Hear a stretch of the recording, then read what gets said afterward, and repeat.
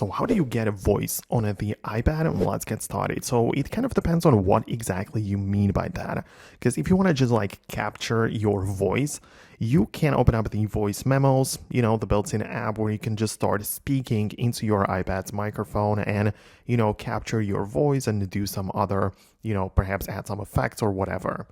However, if you want your iPad to get a voice, meaning that it will read out loud some things on the screen and whatever, you can set it up inside of your settings app, where in the accessibility section, you can go to the read and speak section.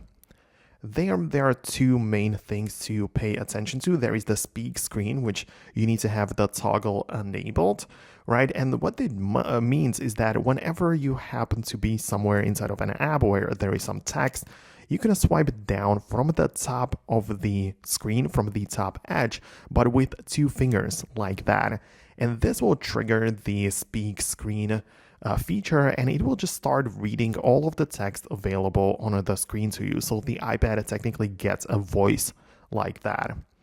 Also, there is the speak selection, which is kind of similar, but it just allows you to select a clip. Like, for example, you might be browsing a website, you just hold down on the text, select it, and then there will be the option to make it speak that text, right? So to like read it out loud to you.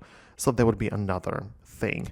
And lastly, we have the Apple Intelligence and Siri, and in there, obviously, Siri is the voice assistant, so you can also enable that to make the iPad get a voice, technically, right? And you'll be able to even talk to it. So these are the most common things which people are kind of like looking for. So let me know in the comments below if we managed to do what you were after.